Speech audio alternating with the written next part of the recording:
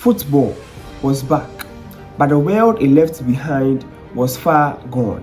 After 12 years of silence, the biggest tournament on the face of the earth was finally back. But no one could have predicted the shock that would change world football forever. Hi, I am Kai, and welcome back to the series. The last episode, we looked at the early growth and challenges of the World Cup.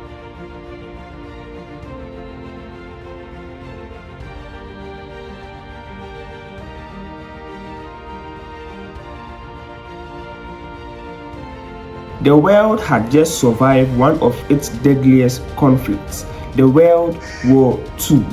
Now, the World Cup, which once stood as a symbol of unity, had been cancelled twice in 1942 and in 1946. Now, in 1950, football had just returned, but many things were still different. Many nations were still recovering. Some teams couldn't afford travel expenses, and others chose not to come at all. The tournament was taken back to the south of America to be hosted by Brazil, a nation which wanted to celebrate life again. The Brazilians built a new stadium specifically for this tournament, the legendary Maracanã. It wasn't just a stadium, it was a statement.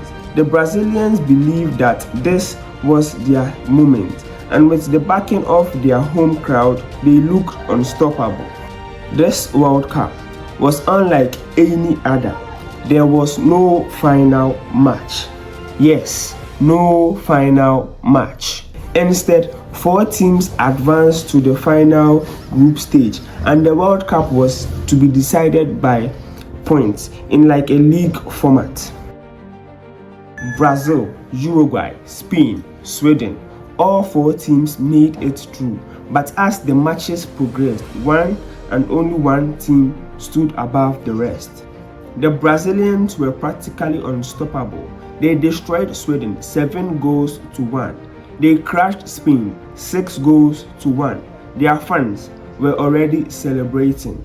Newspapers printed headlines calling them champions even before their final group stage match was played. Only one match remained. One team stood between Brazil and the World Cup, Brazil versus Uruguay.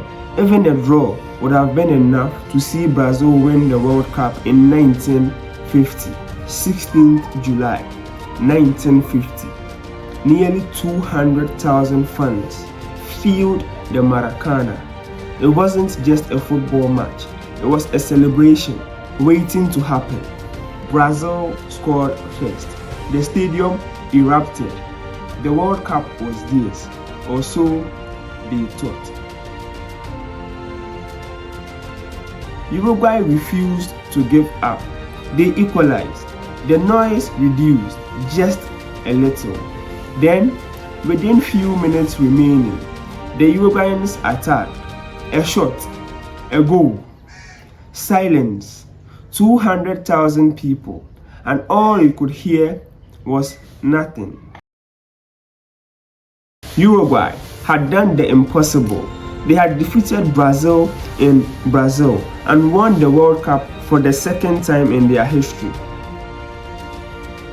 This moment became popularly known as the Maracanazo, one of the greatest shocks in football history. For Brazil, it was a heartbreak. For Uruguay, it was immortality.